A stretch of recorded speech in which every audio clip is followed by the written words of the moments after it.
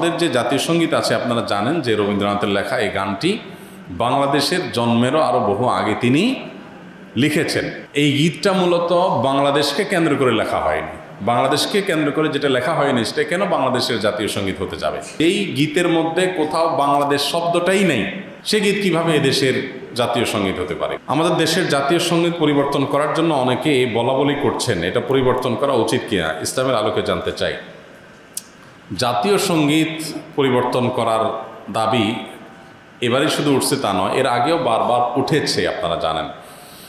কেন উঠেছে সেটা নিয়ে তর্ক আছে, বিতর্ক আছে, এটা উঠা উচিত কিনা বা এর সঙ্গে থাকা উচিত কিনা, বা জাতীয় কোনো গীত, জাতীয় কোনো স্লোগান থাকা উচিত নাকি সেটা পরিবর্তন করা দরকার, সেটা নিয়ে আলোচনা হতে পারে। আমি সে আলোচনায় যাব, তার আগে একটু প্রাসঙ্গিক অন্য একটা বিষয় বলি। সেটা হলো যে দেশপ্রেমের নামে, দেশত্ববোধকতার নামে, দেশত্ববোধক কাজের নামে আপনি কোনো গীত, মিউজিক সংযুক্ত করে, বাদ্যযন্ত্র সংযোগে আপনি যদি কাউকে শুনতে বাধ্য করান, তাহলে সেটা তার স্বাধীনতার খর্ব করার শামিল, বিশেষ করে মুসলমানদের ক্ষেত্রে। কারণ ইসলাম যেহেতু বাদ্যযন্ত্র যোগে কোনো গান বাদ্যকে অ্যালাউ করে না, কোনো গানকে অ্যালাউ করে না, বিধায় আপনি দেশাত্মবোধক গানের নামে, দেশপ্রেমের নামে আপনি আমাকে যদি এটা চাপিয়ে দেন, তাহলে এটা হবে আমার অধিকার লঙ্ঘন করা, আমার অধিকার খর্ব করা। সোজা কথা, দেশের সংখ্যাগরিষ্ঠ মানুষ যেটাকে হারাম মনে করে সেই কাজ আপনি দেশের মানুষের উপরে চাপিয়ে দিতে পারেন না।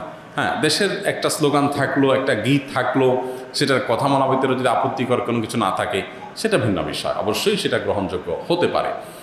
এবার আসা যাক এই গানটা নিয়ে, যে আমাদের যে জাতীয় সঙ্গীত আছে আপনারা জানেন যে রবীন্দ্রনাথের লেখা এই গানটি বাংলাদেশের জন্মেরও আরও বহু আগে তিনি লিখেছেন। তো এই গীতটা মূলত বাংলাদেশকে কেন্দ্র করে লেখা হয়নি।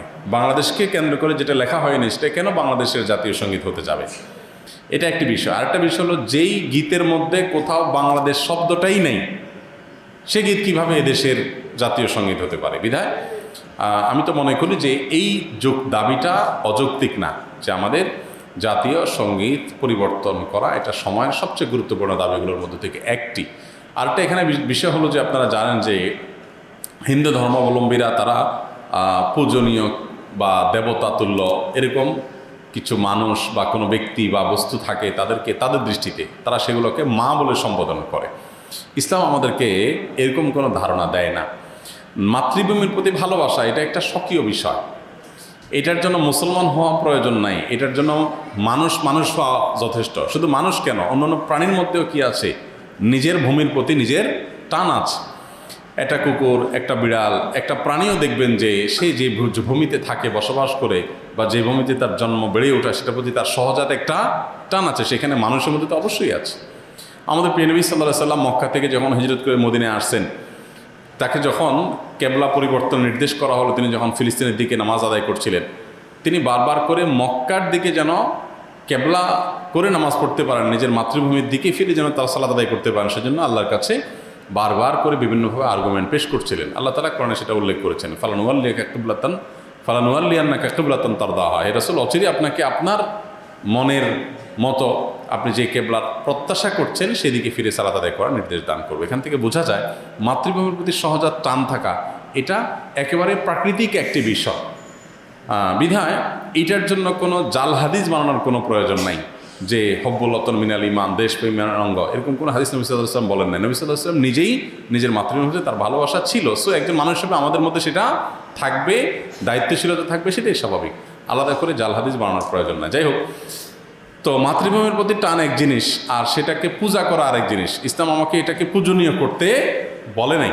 বিধায় সংখ্যাগরিষ্ঠ মানুষের বিশ্বাসের সাথে যেমন যায় না, এই গীত বাংলাদেশকে কেন্দ্র করে লেখা হয় নাই, এটা বাংলাকে কেন্দ্র করে লেখা হয়েছে, যেটা পশ্চিমবঙ্গ পূর্ববঙ্গ মিলায়। অতএব এই জ্ঞান মূলত এই দেশের জন্য না, যার কারণে এই গীত বা স্লোগান বাংলাদেশের এটা পরিবর্তন হওয়াটাই হলো যৌক্তিক। এটাকে যারা মনে করেন অপরিবর্তনীয় বা পরিবর্তনের দাবি তুললেই যারা মনে করেন যে বোধহয় সব গেল, তারা কি এটাকে কোরআন হাদিস মনে করেন নাকি যে কোরআন হাদিস এটা পরিবর্তন করা যায় না? এটা তো পরিবর্তনযোগ্য। অতএব এটা পরিবর্তন করার দাবিটা আমি ব্যক্তিগতভাবে মনে করি যে অযৌক্তিক নয়। কাওয়ালি গান শোনা কি হারাম নাকি জায়েজ? দেখুন, কাওয়ালি গান এর কথামালা যদি খারাপ না হয়, অর্থাৎ সেটার যে কথাগুলো আছে সেখানে যদি এমন কিছু না থাকে যেটাতে শিরক আছে বা হারাম কিছু আছে, তাহলে সেটা খালি গলায় গাইলে সেটা জায়েজ আছে, শোনাও জায়েজ আছে, গাওয়াও জায়েজ আছে। যদি খালি গলায় গাওয়ার পাশাপাশি তার সাথে বাদ্যযন্ত্র যুক্ত হয়, তাহলে পৃথিবীর উল্লেখযোগ্য কোনো আলেম নেই যার ফতোয়া আছে এটা হালাল হওয়ার। অর্থাৎ সবাই প্রায় একমত যে বাদ্যযন্ত্র যখন যুক্ত হবে তখন গানের কথা মারা ভালো থাকলেও সেটা কি হয়ে যাবে? হারাম হয়ে যাবে। একজন মুসলিম হিসাবে হালাল হারাম মেনটেন করা আমাদের জন্য খুবই গুরুত্বপূর্ণ বিষয়। এটা ঐচ্ছিক কোনো বিষয় না। মনে রাখবেন, শরীয়ত যে বিষয়গুলো হারাম করেছে কিন্তু আমাদের বুঝে আসে না কেন হারাম করেছে, আপনি নিশ্চিত থাকবেন যে অকাট্যভাবে শরীয়তের কোরআন হাদিসের আলোকে যেটি হারাম হওয়া প্রমাণিত হয়েছে সেই বিষয়ে অবশ্যই শরীয়তের কোনো হিকমা বা রহস্য আছে। অর্থাৎ আল্লাহ সুবহানাহু ওয়া তাআলা নিষেধ করেছেন আর কোনো কারণ নাই, লজিক নাই, এটা হতে পারে না। যেমন গানের কথায় যদি আপনি বলেন, গান এর সাথে যখন বাদ্যযন্ত্রের সংমিশ্রণ হয়, মানুষের মনের ভিতরে যে এক ধরনের ভাব তৈরি হয়, এর ফলশ্রুতিতে মানুষ শয়তানের সাথে কানেক্টেড হয়, শয়তান দ্বারা খুব বেশি প্রভাবিত হতে থাকে। শয়তান আমাদের দৈনন্দিন জীবনে, আমাদের ব্যক্তিগত জীবনে, আমাদের উঠা বসায় নানাভাবে আমাদেরকে প্রভাবিত করে। তো এইটা থেকে বেঁচে থাকার জন্য আমাদের সচেষ্ট থাকতে হবে এবং সতর্ক থাকতে হবে। তো শরীয়ত সেজন্য আমাদেরকে বাদ্যযন্ত্রের ব্যাপারে খুবই সতর্ক করেছে। সূরা লুকমানের 6 নম্বর আয়াত সম্ভবত, সেখানে 6 নম্বর না 3 নম্বর আয়াতে আল্লাহ রাব্বুল আলামিন লাহওয়াল হাদিস কেনার ব্যাপারে যে ভর্ৎসনা করেছেন, সেখানে মূলত লাহওয়াল হাদিস বলতে এই জাতীয় গান যেগুলোতে বাদ্যযন্ত্রের ব্যবহার আছে এবং অশ্লীলতা শিরকপূর্ণ কথা আছে সেগুলোর কথা মিন করা হয়েছে। এই আয়াতের ব্যাখ্যা করলে আপনি বিশ্ববিখ্যাত মুফাসসিরগণ, সাহাবায়ে কেরাম এবং নবী সাল্লাল্লাহু আলাইহি সাল্লামের স্নেহধন্য ব্যক্তিবর্গের যে তাফসির রয়েছে, বড় বড় বিশ্ববিখ্যাত যে তাফসির রয়েছে, সবগুলো দেখলেই আপনি দেখতে পাবেন যে এখানে গান এবং বাদ্যযন্ত্রকে বোঝানো হয়েছে। অতএব খালি গলায় কাওয়ালি গাইলেন, সেটার কথামালার ভিতরে কোনো শিরক, আপত্তিকর, শরিয়া বিরোধী কথা থাকলো না, সেটা জায়েজ আছে। আর যদি শরিয়া বিরোধী কোনো কথা থাকে, অনেক সময় দেখা যায় এই জাতীয় কাওয়ালিতে এমন এমন কথা থাকে যে কথাগুলো সবসময় না, কোনো কোনো গানের মধ্যে যে কথাগুলো আসলে শরিয়ার আলোকে সঠিক নয়, গর্হিত, নবী সাল্লাল্লাহু আলাইহি সাল্লামকে মর্যাদা দিতে গিয়ে আল্লাহর পর্যায়ে নিয়ে গেল, তাহলে এটা শিরক হয়ে গেল। তো এইরকম যদি কিছু থাকে তাহলে সেটা খালি গলায় গাওয়া জায়েজ নাই। আর দ্বিতীয়ত হলো যে বাদ্যযন্ত্রের ব্যবহার থাকতে পারবে না, এই দুই শর্তে সেটা জায়েজ আছে। কাওয়ালি হইলেই সেটাকে আমরা অনেকে ইসলামিক মনে করে গলদকরণ করি এবং সেটাকে ইসলামিক মনে করি, এটা ইসলামিক না। পরিষ্কারভাবে আমাদের ধারণা থাকতে হবে। সম্প্রতি আপনার ত্রাণ কার্যক্রম নিয়ে বিস্তারিত জানতে চাই এবং ভবিষ্যতে বন্যা নিয়ন্ত্রণে কোনো পরিকল্পনা আছে কিনা বলবেন। আসন্না ফাউন্ডেশন থেকে আলহামদুলিল্লাহ আমরা প্রায় 4300 মেট্রিক টন ত্রাণ সামগ্রী বিতরণের কাজ অনেকাংশে শেষ করেছি। যেটুকু বাকি আছে সেটুকুর কাজ চলমান আছে। এটা হলো আমরা নিজেরা যেগুলো কিনেছি, আর যেগুলো আমাদেরকে মানুষ দিয়ে গেছে পণ্য, অর্থাৎ ত্রাণ সামগ্রী সরাসরি দিয়ে গেছে, টাকা নয়, সেগুলোর পরিমাণ, এক্সাক্ট পরিমাণ আমি এই মুহূর্তে বলতে পারবো না, তবে সেগুলোর পরিমাণ কম না, অনেক। সব মিলিয়ে হয়তো ওইগুলোকে আমরা যদি যোগ করি সম্ভবত 5000 মেট্রিক টনের কাছাকাছি হয়ে যাবে আমাদের কেনাগুলো এবং মানুষের দেওয়াগুলো সব মিলিয়ে। তো আলহামদুলিল্লাহ, এর বাইরেও আমাদের বন্যা পরবর্তী যে কার্যক্রম আছে, মানুষের ঘর যাদের নষ্ট হয়ে গেছে ঘর বানায় দেওয়া, কৃষক যারা ক্ষতিগ্রস্ত হয়েছেন, গরু ছাগল মারা গেছে, তাদেরকে আবার সেই কৃষিকাজ করতে বা গরু ছাগল কিনে পালন করতে আর্থিক সহায়তা করা, ছোট ছোট ব্যবসায়ী যারা আছেন তাদেরকে, ব্যবসায় ক্ষতিগ্রস্ত হয়েছেন সেখান থেকে তাদেরকে তুলে আনার জন্য আর্থিক সহায়তা দেওয়া, বাচ্চারা ক্ষতিগ্রস্ত হয়েছে পড়ালেখার পরে তাদেরকে বিশেষভাবে প্ল্যান করে তাদের পড়ালেখাটাকে আগাই নেওয়া, এগুলোর জন্য আমাদের নানাবিধ পরিকল্পনা আছে। কেউ যদি মারা যেয়ে থাকে তার পরিবারকে স্বাবলম্বী করার জন্য, উপার্জনের একটা উপায় বের করে দেওয়ার জন্য চেষ্টা করা, নানাবিধ উদ্যোগ আমাদের আছে। এর বাইরে বন্যা নিয়ন্ত্রণের জন্য আমাদের কিছু প্ল্যান প্রোগ্রাম আছে, যদিও এর বেশিরভাগই সরকারের সাথে সংশ্লিষ্ট, সরকারের করার মতো বিষয়।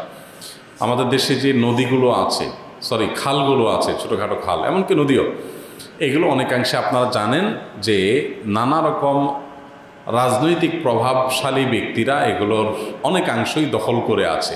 নদীর পাড়ে দোকান দিছে, অফিস দিছে, টং বানাইছে, দখল করে মাটি ভরাট করে বাড়ি করছে। তো সরকারি এই সমস্ত সম্পদগুলোকে রাজনৈতিক প্রভাব খাটিয়ে দখল করা, এটা একটা বাংলাদেশের নিয়মে পরিণত হয়েছে। এটার কারণে এই যে নদীগুলোর যে স্বাভাবিক প্রবাহ, পানির গতিপথ, সেটা কিন্তু রুদ্ধ হয়ে গেছে। যার কারণে বন্যার পানি এই খালগুলো দিয়ে নেমে যেতে পারে না।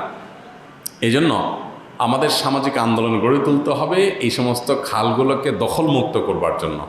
প্রতি বছর আপনারা খাল দখল করে পানি নামার রাস্তা বন্ধ করে দিবেন আর মানুষ বন্যায় মরবে, আমরা গিয়ে শুধু ত্রাণ দেবো, এটা তো হতে পারে না। যাতে করে এই খালগুলো দখলমুক্ত হয়, পানি নেমে যেতে পারে, মানুষের দুর্ভোগ কমে, সেজন্য চেষ্টা করতে হবে। এটা মূল দায়িত্ব সরকারের। মুশকিল হলো এই পর্যন্ত যত সরকার আসছে, রাজনৈতিক সরকারগুলো, তারা সবাই কম বেশি তাদের দলীয় নেতাকর্মীদেরকে এ সমস্ত ক্ষেত্রে প্রশ্রয় দিয়েছে, আশ্রয় দিয়েছে, তারা কোনো ব্যবস্থা কখনো গ্রহণ করে নাই। অতএব আমাদের উচিত হবে, দায়িত্ব হবে যথাসম্ভব এই খালগুলোকে পুনরুদ্ধারের জন্য সামাজিকভাবে উদ্যোগ নেওয়া। ছাত্র জনতা সবাই মিলে প্রশাসনকে সাথে রেখে এই খালগুলোকে পুনরুদ্ধার করতে হবে, এগুলো ড্রেজিং, এগুলোর পরিচ্ছন্নতা অভিযান চালাতে হবে। তাহলে ইনশাআল্লাহ পানিগুলো, বন্যার পানি নামার ব্যবস্থা হবে। এর বাইরে আরও নানাবিধ উদ্যোগ নেওয়ার মতো আছে, যেগুলো আসলে গভর্নমেন্ট নেবে।